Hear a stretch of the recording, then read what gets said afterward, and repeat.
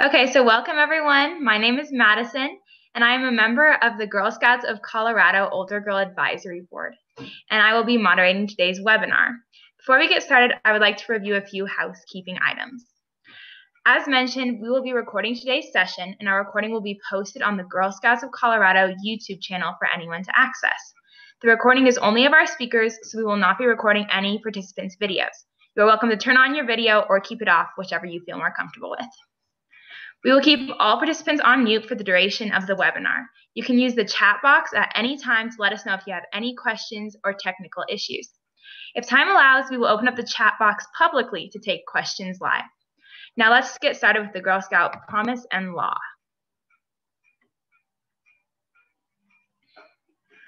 On my honor, I will try to serve God and my country, to help people at all times, and to live by the Girl Scout law.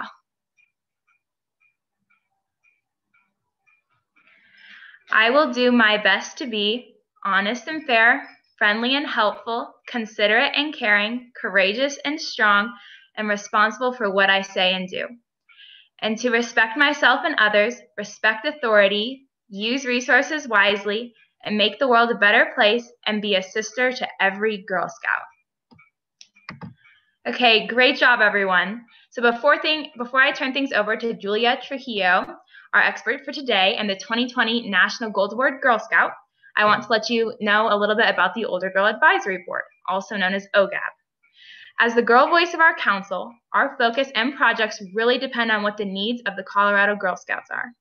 Each member of OGAB brings her unique perspective from her experiences, background, and geographic area to create a unified voice and vision for girls across the state. Our current focus is to amplify our voice and presence within the council. One way we are doing this is to create a monthly YouTube video for girls, by girls, to make them aware of all the amazing things available to girls as part of Girl Scouts and the Girl Scouts of Colorado Council. Please check out more info about OGAB on the Girl Scouts of Colorado website.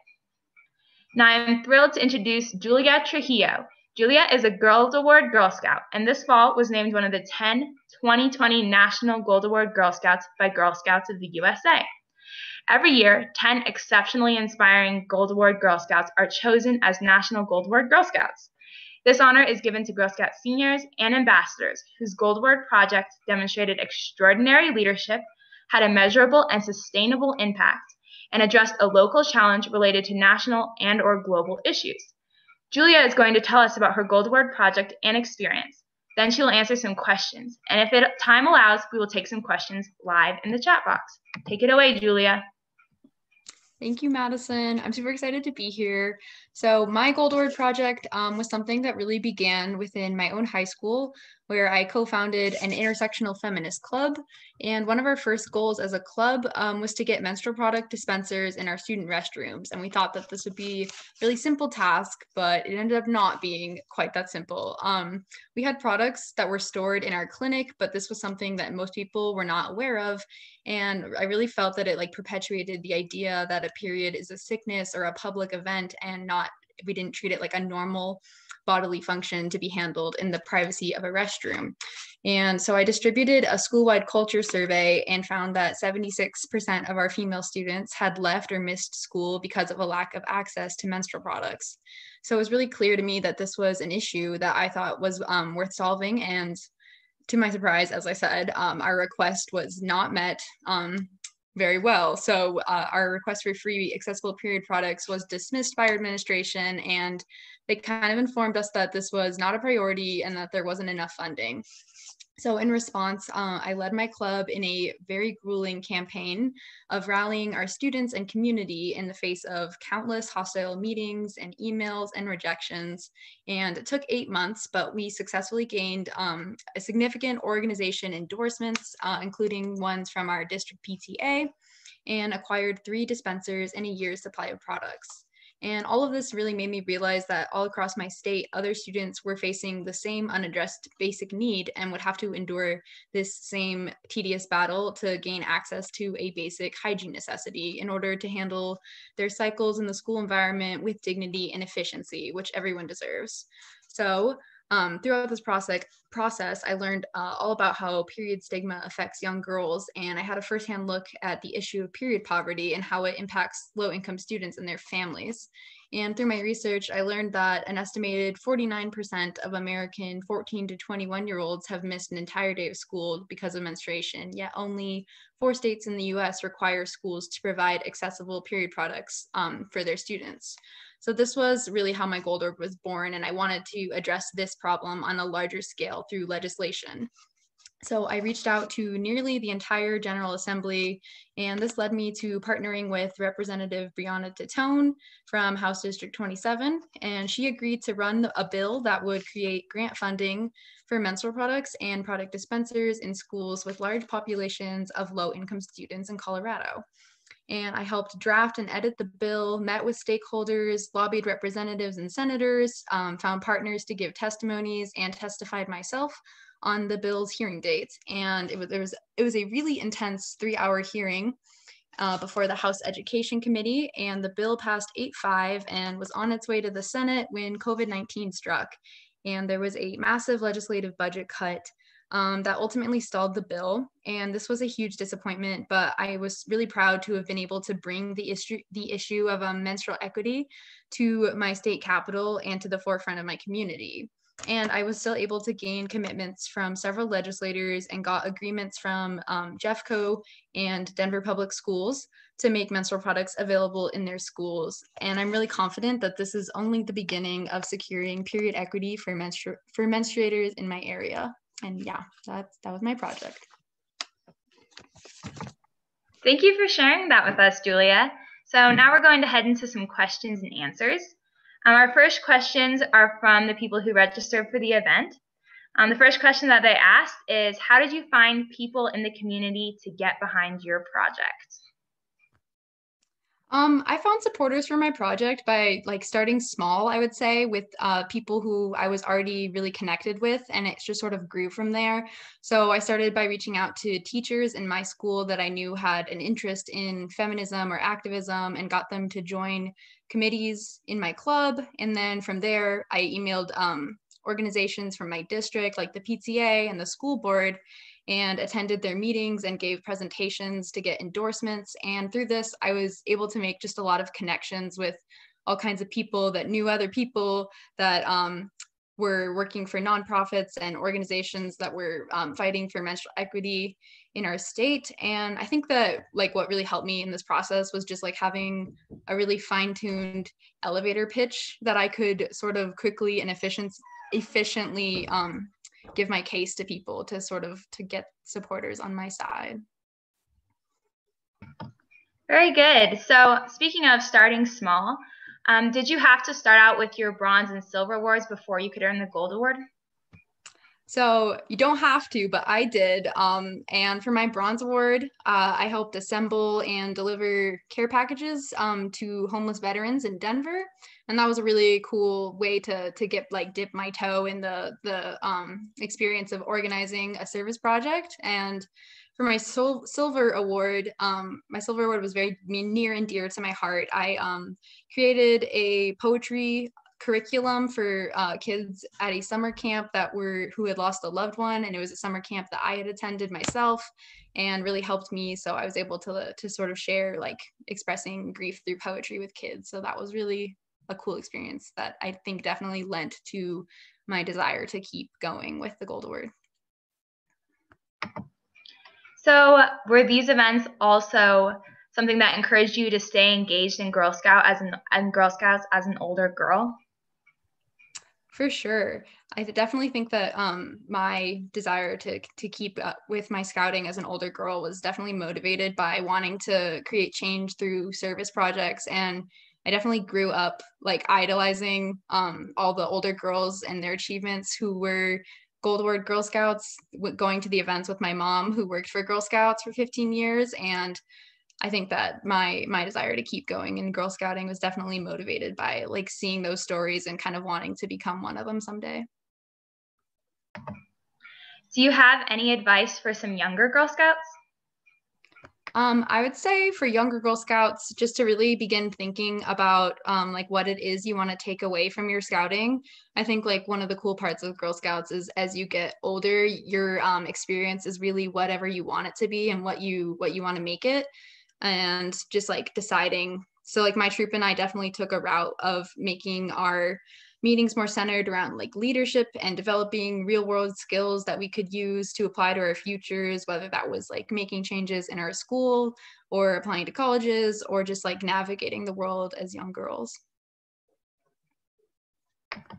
Good. So how did you pick a gold award that would be sustainable and achievable? For me, the sustainability factor definitely felt like it was sort of up in the air, and kind of depended on the bills passing. So what I did like to combat this, I guess, was to come up with a plan B that would help my project live on in the event that it didn't pass, which it didn't because of COVID. So my like plan B was getting agreements from school districts that I could to get them to get products. So I would say that it definitely varies with each project, but having like a backup plan in case things don't go as expected is a good way to ensure sustainability. So considering these struggles in the process that you had to go through, what's some advice you could give to girls who are going for the gold? I think that the best piece of advice I could give is just to really be relentless in the face of opposition and know that you might be told no a lot, but just to do the work and find solutions and ask again. And my project really taught me that, like, if you demand to be heard, you really will be. And it's kind of just a matter of having faith in your abilities and like knowing that you're capable to do what it is that you set your mind to. And it's kind of a mindset, I guess. So the gold award obviously takes a lot of time and is a big commitment. So how did you manage your time between school and work and the gold award and just balancing everything?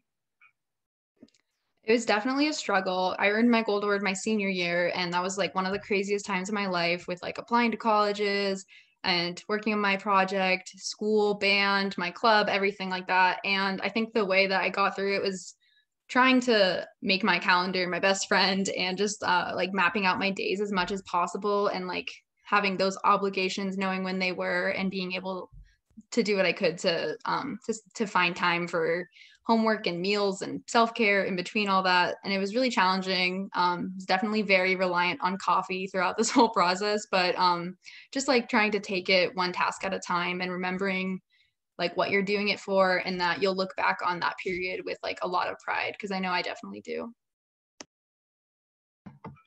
So how did your gold award experience impact you?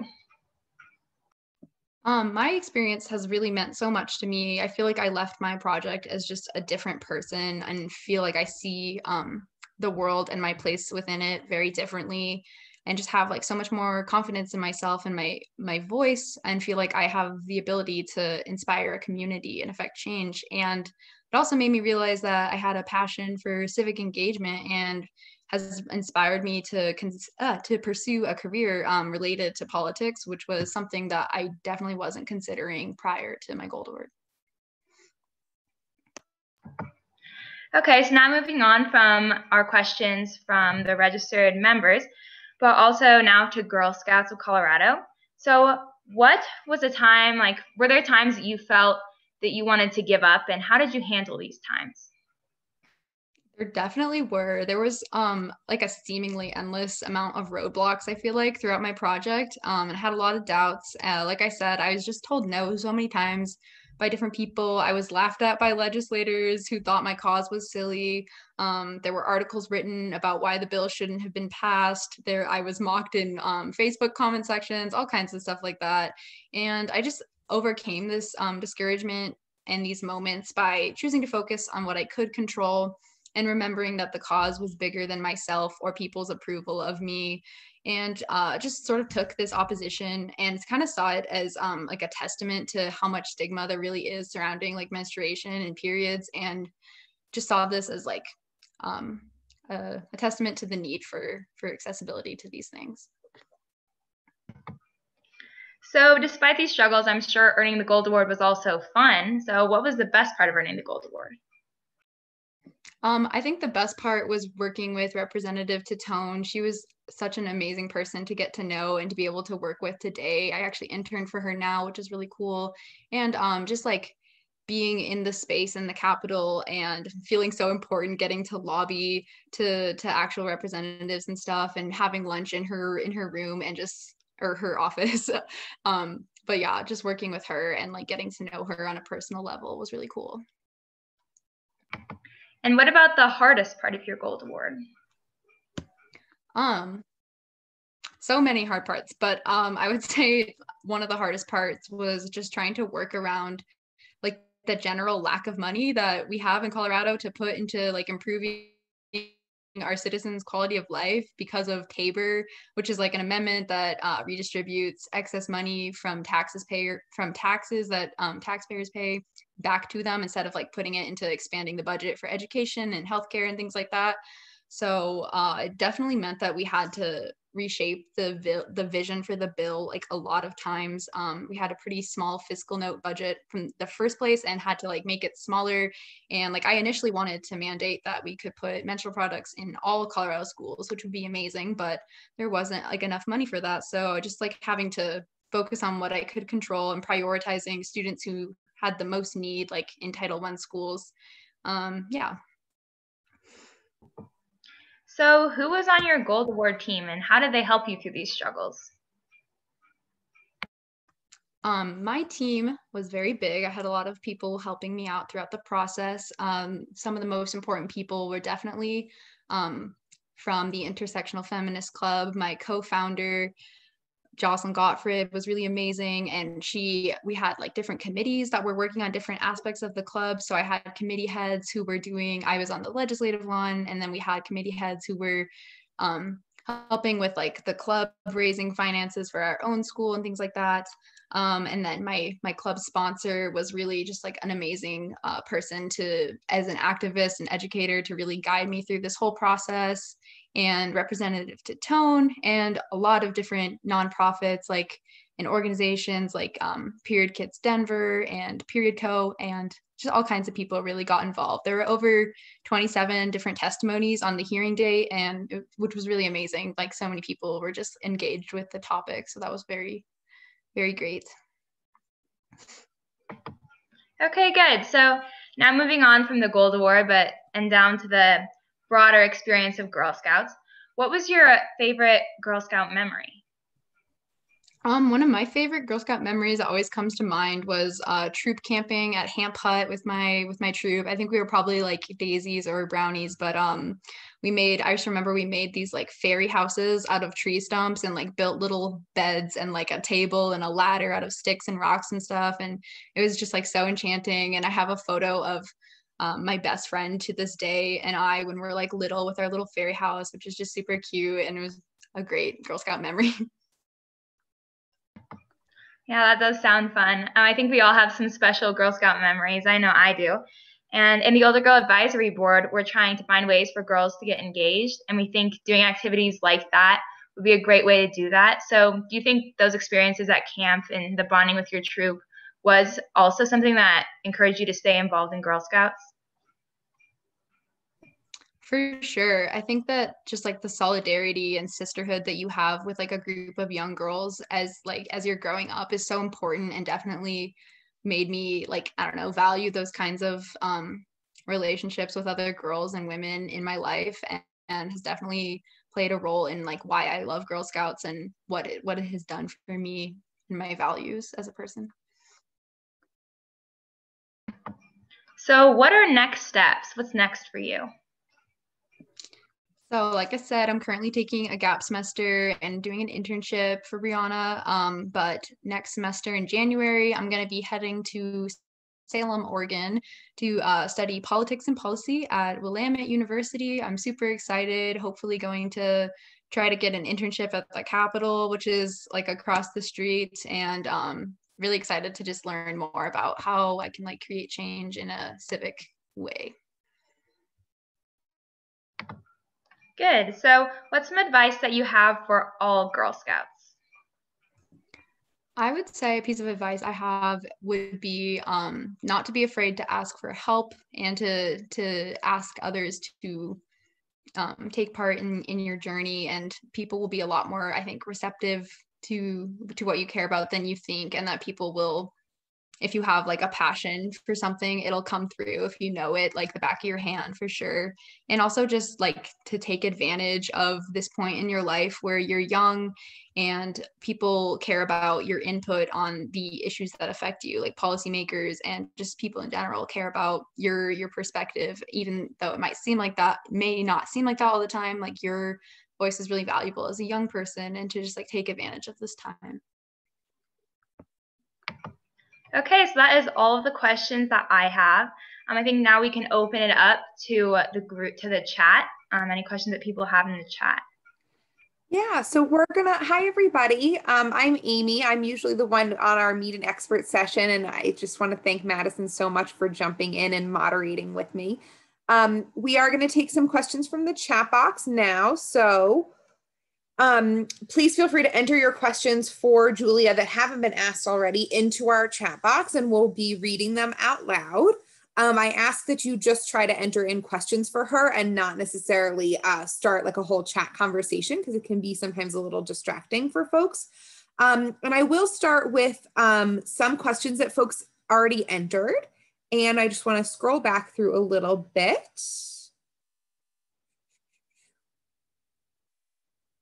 Julia, can you tell us about how your troop leaders helped support you through your Gold Award journey?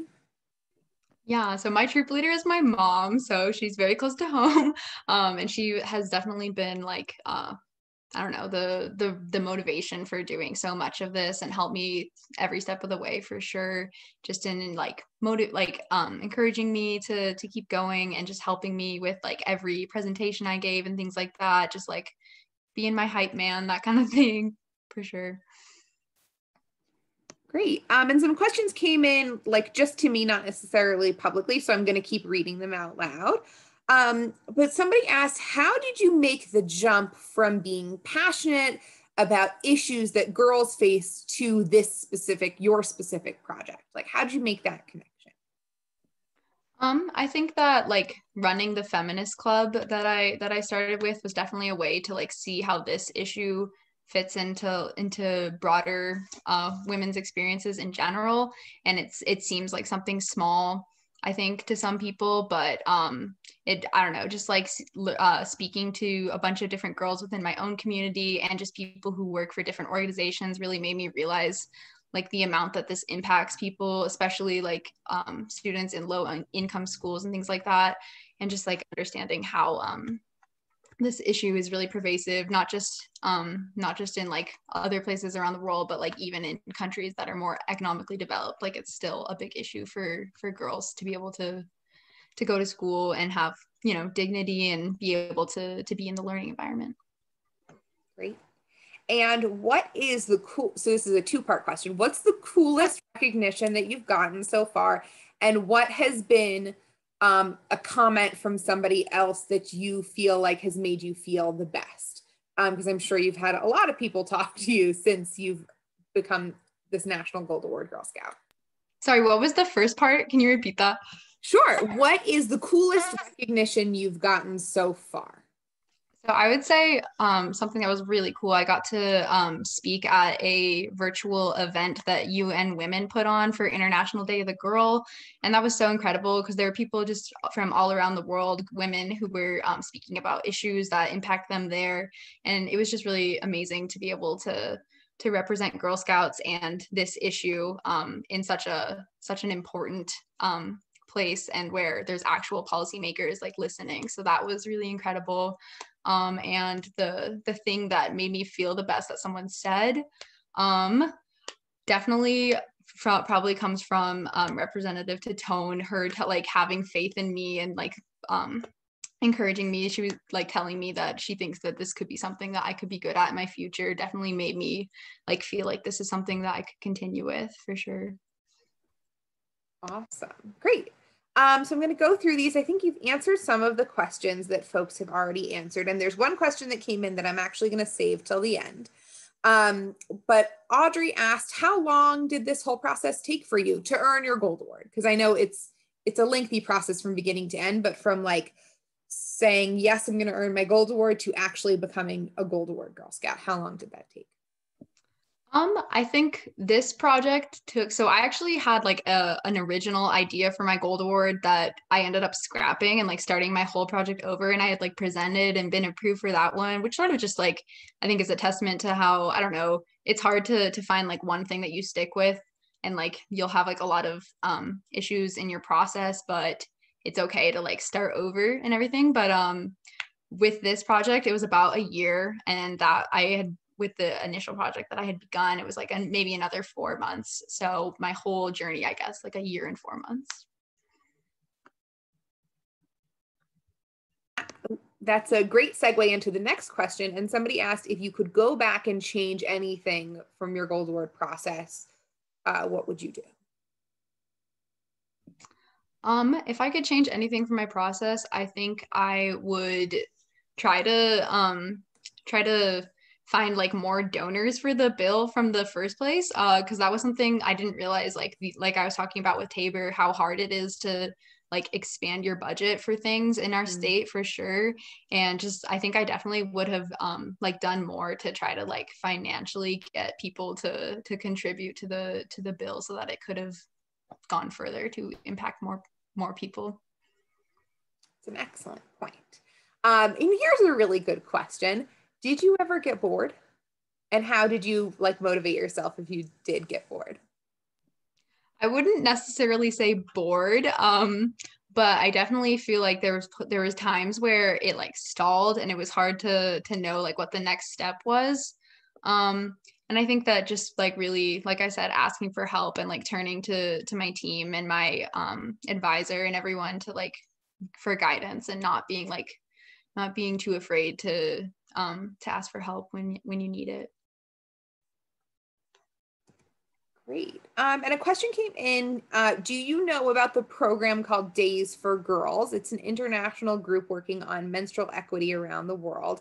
And one of our participants today is helping make kits for the program. Have you heard of it? I guess I should say, have you heard of Days for Girls or any other international programs that work on menstrual equity and some of the similar issues that your project tackled? I have not heard of Days for Girls, but that's really cool. Yeah, no, I haven't, but Period, I know Period is like a big one. Period Co, like they have chapters all around the world that are like focused on getting period products in schools, and prisons is like one of their big focuses. That's a good one. And then also like Period Kits Denver is a great one. They like distribute period products to like homeless women in the Denver area, which is really great as well. But yeah, I'll definitely have to look into that because I have not heard of that. Great. What do you wish you knew about the Gold Award process now that you wish you had known when you were getting started?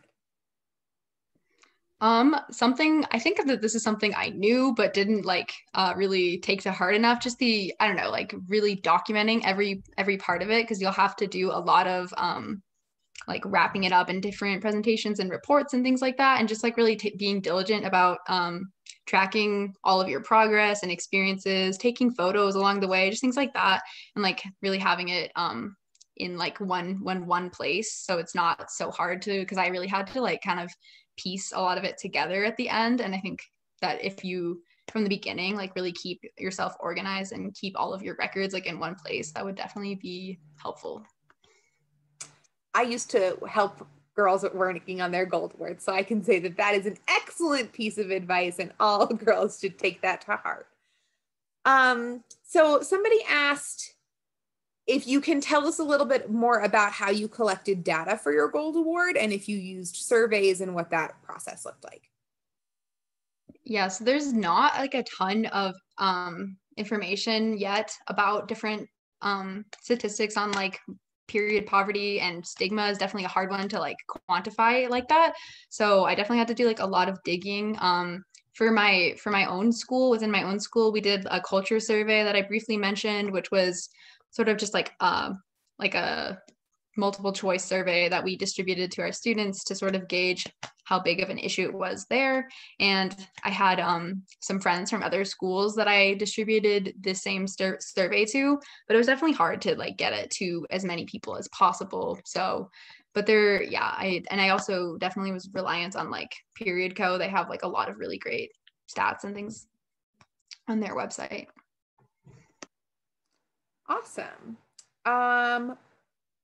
If you don't mind, and you could decline to answer this if you want to, but can you tell us a little bit about your original idea and why you scrapped it?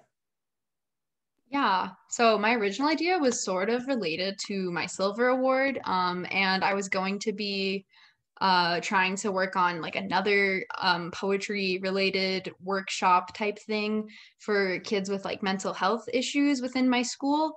And I think that the main reason that I scrapped it, I was having a really hard time working with my school to make this happen with my counseling department. And I also just felt that it wasn't, my heart like was not 100% in the idea. I didn't like have a lot of faith in that it would like turn out well and that it would be like a big enough turnout, I guess. And I don't know, just like having any kind of hesitation like that made it like a really hard, tedious process to just keep going through it. And then I sort of realized that I had been working on this menstrual equity issue in my own time already with my club, and it was sort of like all there. And I was like, oh, I'm already so passionate about this. I could take this one step further through like legislation. So just like maybe, I don't know, not like looking too hard for topics. Like there's probably something you already care about and you're not even thinking about making it into your goal award because you just care about it, and just sort of like thinking with that kind of mindset. I love that piece of advice. I always used to tell Girl Scouts that the best Gold Award project is a project that you do not just to earn your Gold Award, but a project that you do because you're just super passionate about it. For sure. Awesome. I love all these questions. Way to go, everybody. Keep them coming. What are your plans as an adult Girl Scout? As an adult Girl Scout, I hope to definitely stay involved with the organization, and through National Gold Award Girl Scout, I've gotten to take part in so many cool events and things, panels, things like this. And I hope to continue doing things like that and to take part in what I can to keep supporting Girl Scouts, because I think it's so important for young girls to be a part of. Absolutely. So I know you kind of touched upon this a little bit already, but I think it's a great topic to revisit as well. When did you start your Gold Award journey and when did it end? And then how did you balance school and your project? So the project that I ended up going with was like a January 2019 to January 2020, I believe, timeframe. And balancing school and my project was definitely such a struggle, like I said. And I guess I would definitely say again, just like the to really like stick with your calendar and like mediate or like allocating times for everything, and just trying to find like times in between all of your prior obligations that you can keep for like homework and self-care and things like that, and just like remembering to take care of yourself as a person, because it's like so hard to remember to do that sometimes when you're so overwhelmed and your schedule is like so full. But yeah.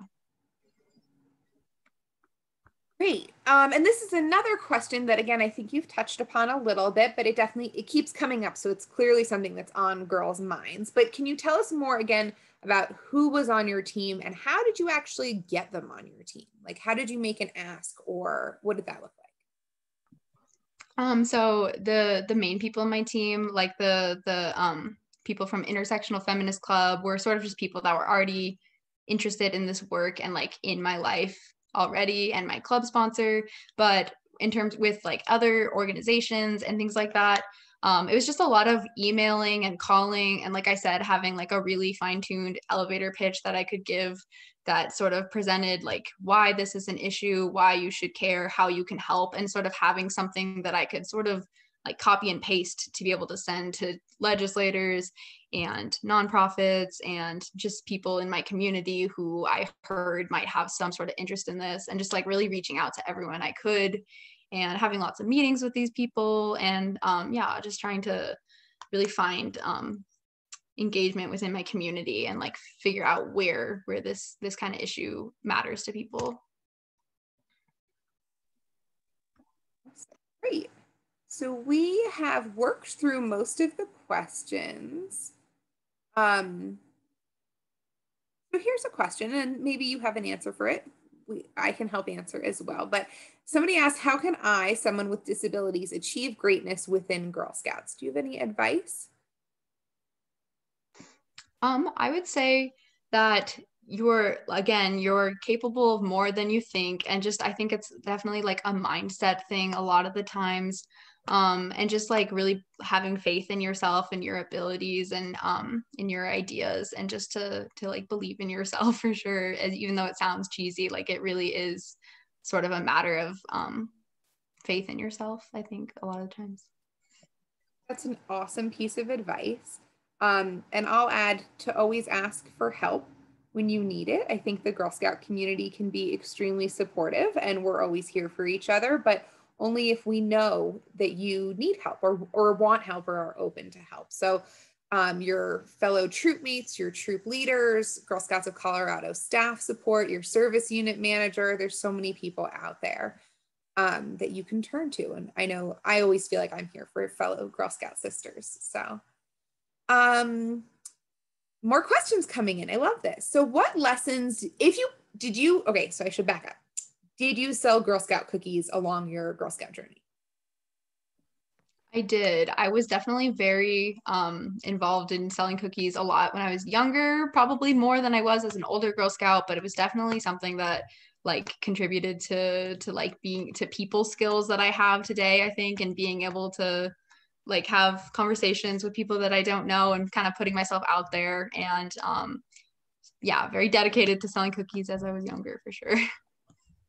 And what lessons did you learn from selling Girl Scout cookies that helped you earn your Gold Award and now in your life in general? I would say something that I took away from selling cookies would be to just like to be personable and like try to relate to people and like find things that you have like commonalities with people in order to like kind of start your interactions with people and things like that, for sure. Awesome. Somebody asked, can you touch upon developing and submitting your Gold Award project proposal? I know that that's definitely a stalling point for a lot of Girl Scouts. So can you talk to us about that process a little bit? Yeah, it's definitely I think like putting all your thoughts out into like a written way like that or proposal like that is definitely like a challenge for people, and it was for me for sure. I would just say a piece of advice for that would be just to like start small and like begin with like brainstorming like on a piece of paper all the things that you want to cover, and just trying to start small, I guess, and go from there. I guess that helps.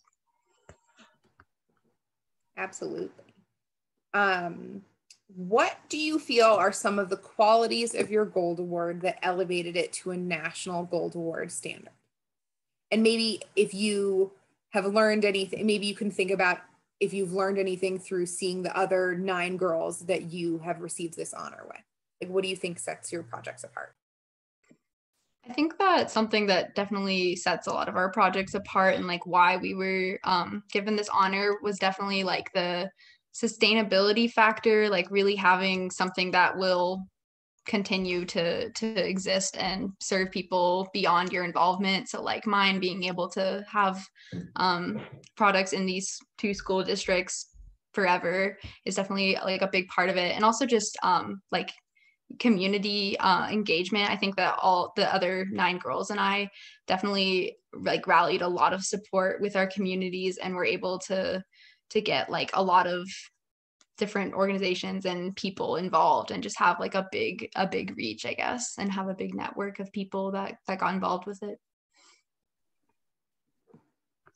Awesome. of course, we want as many girls as possible to experience the wonderfulness that is Girl Scouts and all the great things that we have to offer. What, if any, what is your suggestion to inspire more girls in Colorado to experience Girl Scouting? I would say just really that like being a Girl Scout is such a great way to develop character and like your values and how you see the world, and to just sort of like kind of spread that message as much as you can with people, and to be I don't know, encouraging people in your community and your school and things like that to take part in the events that you put on as a Girl Scout and the different things that you get engaged with. Great. And this is a question actually for both Julia and Madison. Also, if anyone has questions about the Older Girl Advisory Board or anything else that Madison can answer as well, these women, I should say, who are on here are both experts, and we're lucky to get this opportunity to ask them questions. So this is a question for both of them. Did you have trouble staying in Girl Scouts as you became older, other than your mom or parents just saying do it? And what do you suggest for us as an organization? What are your suggestions or recommendations for how to keep older girls engaged and interested? So I think there was some trouble with staying in Girl Scouts as we got older, and it wasn't so much me. I kind of enjoyed the program, but my troop mates had disbanded, so I didn't have a troop anymore. So I continued on as a Juliet, and I would say for Girl Scouts, staying involved doesn't just have to be like you're working with your troop and earning badges. It can be with getting involved in different ways, like earning your gold award or by being in the Older Girl Advisory Board. And so something good for the older girls to continue would be to find other ways besides just what you do when you're younger in Girl Scouts with getting your badges and everything. You need to find new ways. And ways that the troop members and Girl Scouts could help with that would be promoting the different things the different opportunities that girls have as they get older. And like changing it more for the girls. The troop leaders should change it more for the girls as they get older and make it more centered around leadership. Yeah. Yeah, I agree with that 100%. My troop sort of had a similar thing. We didn't like entirely disband, but we started with like 30 girls and ended up with like 4 by the time that I was in high school. And it's definitely challenging to like stick with it as your troop gets smaller and things like that. But yeah, I agree with Madison for sure. Just like there's so many ways to stay engaged and involved, and just like promoting those events is a great way to do that, I think. Great. And this is another question just for Julia. What will happens now to your piece of legislation? Will it come back up again? Or what happens within it? Yeah, so it is currently stalled at the moment, but I had like multiple legislators in our hearing who had expressed that and like committed to wanting to reintroduce this on like a grander scale, because like I said, it ended up being for Title I schools, and we definitely wanted to expand it to expand access for on like a statewide level. And right now, like the legislative priorities are kind of focused on like fixing all of the economic turmoil that's going on in the state because of COVID. But so not this legislative session, but we're hoping to try to reintroduce a similar initiative either in the next session or the one after that, sort of depending on how things are with everything with the pandemic. Great. Another question for both of you. Did you have a favorite Girl Scout patch or badge that you've earned along your way?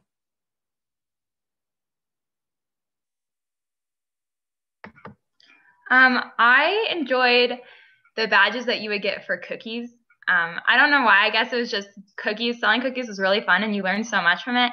And I feel like even though it was just a badge, it still recognized everything that you did and the things that you learned and the achievements that you made with cookies, with not only just like earning money for your troop, but also for the entire Girl Scout organization and promoting your hometown heroes and what Girl Scouts is all about.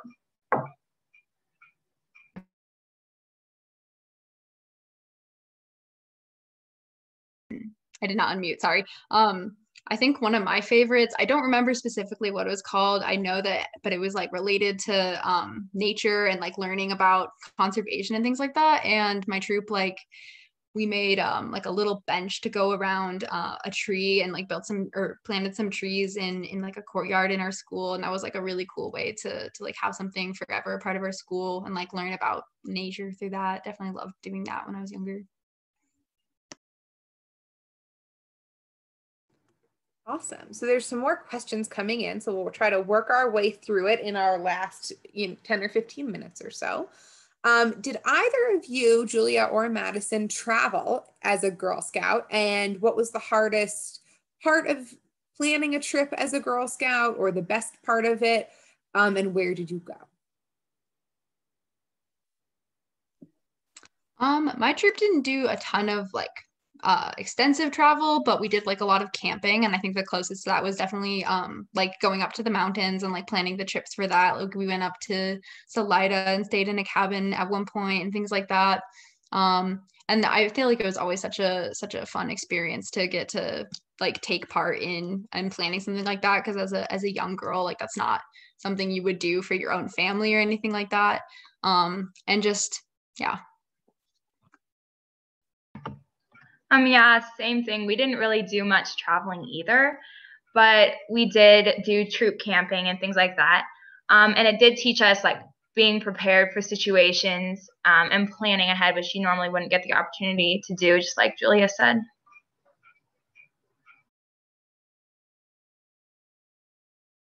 Great. Oh, that pesky unmute button is hard to get to quickly.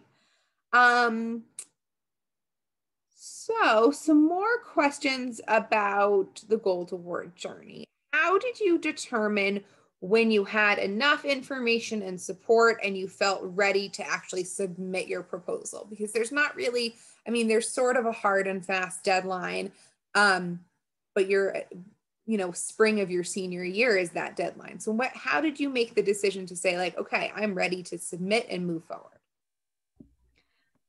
So again, I think that my process was like a little unconventional because like the issue I had already been working on like in my own time within my own school, and that was sort of just like me privately as a club leader. And after like seeing all of the amount that this was an extensive issue in my community and my school, and I had gathered so much information already on like to present to my administration and everything on like why this was a pervasive issue. And that was sort of when I realized that I wanted to take it to another level with legislation. So I think that it sort of just kind of at that point, like I had already had a lot developed, and that was when I decided to submit my proposal. Great. And here's like a super specific question, but what is the cost? Do you know the answer? I should ask what is the cost of funding your initiative if it was in all schools? Do you know like a dollar amount that? If it was in all schools? Yes. I do not know. Speak to some of the, if you can tell us about what the budget is for what you proposed even. Yeah. So originally we had a fiscal note, I believe, of 70,000, and that was going to be allocated to dispensers and products. And then we had like a budget cut. Our the person who worked on the budget for the bill was like, this is never gonna pass, so we had to cut it down to 50,000. And then from there we just had to like shrink it down to just Title I schools, but it was still with under that 50,000 budget cut, or budget was what it was. Yeah, but I don't know what it would have been if it was for all schools. Great. Okay, so somebody wrote, and I'm going to help out and help answer this question a little bit if you don't mind. So somebody wrote, I'm only a freshman in high school and I'd love to earn my Gold Award, but I don't know much about the application and the process in general. So I would recommend definitely attend a Gold Award training. They are offered virtually. They were months ago offered in person, but attend a Gold Award training, because that training, you're required to take it before you can submit a proposal. And it really does dive into the details of like how to submit a proposal, how to come up with a plan, and all of those things. So I think a lot of girls' questions about the Gold Award process is answered in that training. And even if you're not totally sure you're going to earn a Gold Award, attend a training. And that can help inform what the process looks like. I also strongly recommend every girl in Colorado, when they earn their Gold Award or become a Gold Award Girl Scout, we put up a blog post where you get to answer a few questions about like, how was your project sustainable? And like, where did you find inspiration? Just some simple questions, and every girl answers those questions. So on our blog, there's a special part of the blog that highlights all of those blog posts from each Gold Award Girl Scout. And I would recommend like just review those a little bit and maybe get some inspiration. Sometimes I think, Julia, you're so inspirational, but I think sometimes the National Gold Award Girl Scouts can be a little intimidating. So explore all the different projects that are out there. And remember, the most important piece is that it's important to you. So I'm just going to say that I answered that question. Okay, this question is for you, Madison. Are you Gold Award bound? Are you considering a Gold Award? Where do you stand on that? So I am planning to get my Gold Award. I was going to take a training, the first step, in August, but then things kind of got a little crazy with school starting up and everything. So I had to find another time to do that. But I'm planning to start the training, and then I'm thinking for my Gold Award, I'm going to do something with the environment. I know there are a lot of environment issues right now, especially with the fires and everything going on. Something that inspired me originally for this plan was there was a troop in my area that did this project with bags, like reusable bags. On the bag, they wrote, "There is no away" when you throw something away. And it's really made me think about how, yeah, like you just throw something away and you don't think about it again, but then it really has a bigger impact. So I was thinking I could do something along those lines, but more impactful, I guess, and widespread. Great, I love it. So lots of comments in the chat box about how inspirational both of you have been for everyone participating today. So again, I just can't thank you both enough. Do either Madison or Julia have a message that you want to leave us with, or an action that you'd like Girl Scouts of Colorado to do, or Girl Scouts out there to do after kind of answering all of our questions?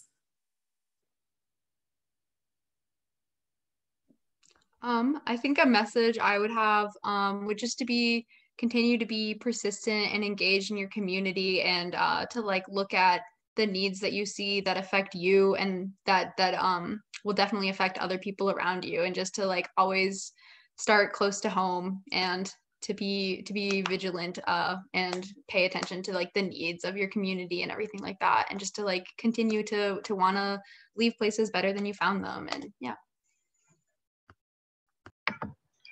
I agree with that. And also something that I would say is just keep going in Girl Scouts, even as you get older. I know it can be hard with your troop disbanding, or some people think of it like, oh, Girl Scouts is a thing for little girls, but really it isn't. And once you start getting older, that's when you have more of the opportunities to take advantage of the leadership skills that Girl Scouts gave to you. So just find other ways to get involved. If maybe you're not so interested in the troop aspect and like the earning badges, find different ways to do it and stay persistent. Like Julia said, there's always something that you can do to help out in your community through Girl Scouts. Awesome. So there's a few other questions that came in that I think could spur us into a whole nother conversation. So when we post the recording of today's session to our blog, I'll also include some links to where you can find out information about training, where you can find all of those blog posts about each Gold Award Girl Scout, and some additional information. So just keep an eye out for the blog post. That'll include those additional links. I am now going to, first of all, thank you so much again, Madison and Julia. It was an honor for me to be able to participate with you today. I'm going to turn things back over to Madison to ask Julia one final question, and Madison, I'd love if you could answer that question as well. But I'll turn things back over to Madison to kind of close things out for us. Okay, thank you guys. That was a great discussion. Our last question for Julia is the one that we end all of our meet and expert sessions with, and that is, what is your favorite Girl Scout cookie?